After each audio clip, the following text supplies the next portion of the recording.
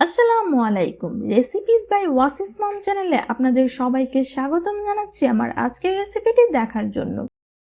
জি বাংলার মিঠাই সিরিয়ালটি কম বেশি আমরা সবাই দেখি। আমি নিজেও মিঠাইয়ের অনেক বড় ফ্যান। এই মিঠাই সিরিয়ালের মিঠাইয়ের আবিষ্কার উচ্ছে বাবু সন্দেশের রেসিপিটি আমি আজ আপনাদের সাথে শেয়ার করব। মিঠাইয়ের ইনগ্রেডিয়েন্টসগুলো ফলো করে আমি এই উচ্ছে বাবু সন্দেশের রেসিপিটি তৈরি করেছি। চলুন আর কথা না বাড়িয়ে দেখে নিই মিঠাইয়ের আবিষ্কার উচ্ছে বাবু সন্দেশ কিভাবে তৈরি করা হয়েছে। উচ্ছে বাবু সন্দেশ তৈরির জন্য প্রথমে এখানে আমি একটা বাটিতে নিয়ে নিলাম প্রায় 3 টেবিল চামচ পানি। এবার এতে দিয়ে দেব 2 টেবিল চামচ রাইস ফ্লাওয়ার। পানির সাথে রাইস ফ্লাওয়ারটা ভালো করে গুলিয়ে একটা সাইডে সরিয়ে নিচ্ছি।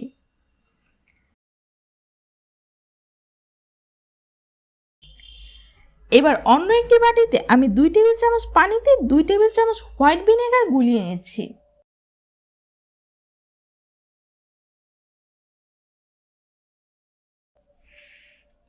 এবার চলে যাচ্ছি ছানা তৈরিতে। ছানা তৈরির জন্য এখানে আমি 1.5 লিটার তরল দুধ নিয়ে নিলাম। দুধটা যখন হালকা গরম হতে শুরু করবে আমি আগে থেকে গুলিয়ে রাখা রাইস ফ্লাওয়ারের মিশ্রণটা এতে দিয়ে দিব। রাইস ফ্লাওয়ারটাকে ভালো করে দুধের সাথে নেড়েচেড়ে মিশিয়ে দুধটা বলক ওঠা পর্যন্ত অপেক্ষা করব। কিছুক্ষণ পর দুধটা যখন বলক চলে আসবে আমি এই ফুটন্ত দুধে আগে থেকে গুলিয়ে রাখা ভিনেগার দিয়ে দিব। স্টেপ বাই স্টেপ এই দুইটা মিশ্রণ অ্যাড করতে হবে। আস্তে আস্তে দুধ ছানা কাটতে শুরু করবে। দুধ থেকে যখন ছানা কেটে এইরকম পানিটা আলগা হয়ে আসবে তখন বুঝতে হবে ছানাটা রেডি। এবার এই ছানাটাকে আমি পাতলা একটি সুতি কাপড়ে ছেঁকে নিচ্ছি। অ্যাড করছি 1 কাপ ঠান্ডা পানি। এতে করে যে ভিনেগারটা আমি অ্যাড করেছিলাম এর ফ্লেভারটা ছানাতে আর থাকবে না।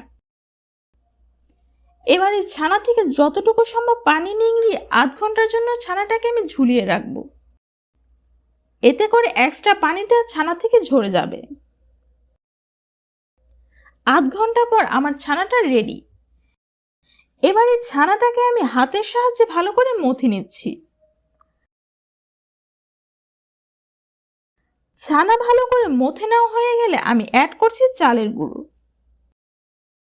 আর চালের গুঁড়োটা আমি একবারে অ্যাড করব না, অল্প অল্প করে দিব, অল্প অল্প করে মেশাবো।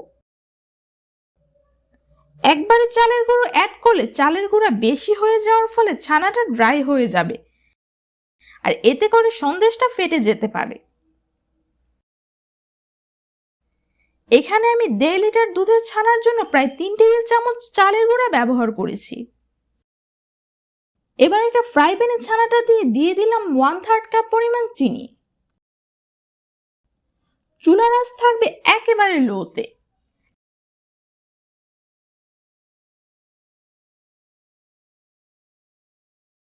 অ্যাড করছি 1 টেবিল চামচ এলাচের গুঁড়ো। সবকিছু ভালো করে মিশিয়ে অনবরত নাড়ার মধ্যে রাখতে হবে।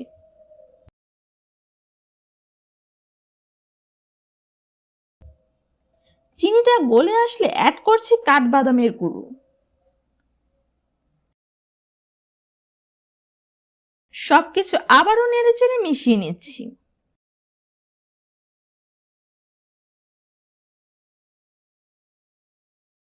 আস্তে আস্তে দেখবেন ছানাটা টাইট হতে শুরু করেছে।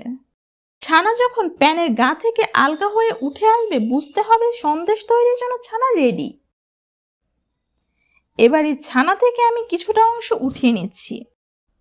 বাকি ছানার মধ্যে আমি অ্যাড করছি 1 চা চামচ অর্গানিক সবুজ ফুড কালার অথবা পালং শাকের রস। ভালো করে ছানার সাথে ফুড কালারটা মিশিয়ে আমি আরো কিছু অংশ উঠিয়ে নিচ্ছি।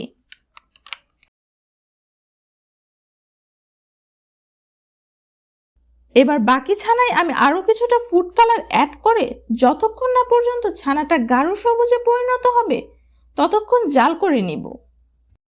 বাকি ছানাটাকেও আমি উঠিয়ে নিচ্ছি। ছানাগুলোকে আমি পুরোপুরিভাবে ঠান্ডা করে নিয়েছি। এবার হাতে কিছুটা ঘি মেখে নিয়েছি। এতে করে ছানা হাতের গায়ে মেখে যাবে না। এবার রেডি করে রাখা প্রত্যেকটা রঙের ভাগের থেকে খানিকটা করে অংশ নিয়ে এটাকে এমনভাবে মেশাতে হবে যাতে করে মার্বেলের একটা শেপ আসে, মানে যেমন উচ্ছেতে হয়।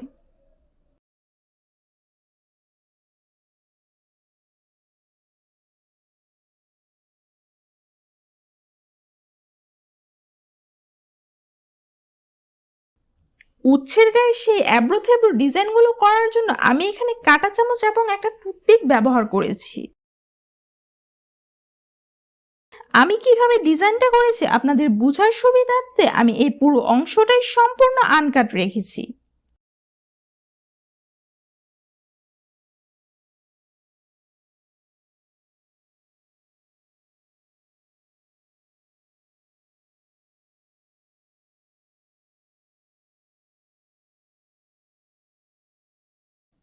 উচ্ছে বাবু সন্দেশগুলোকে আমি আরেকটু রিয়েলিস্টিক বানানোর জন্য এখানে আমি বোটা হিসেবে কাঁচা মরিচের বোটা ব্যবহার করেছি।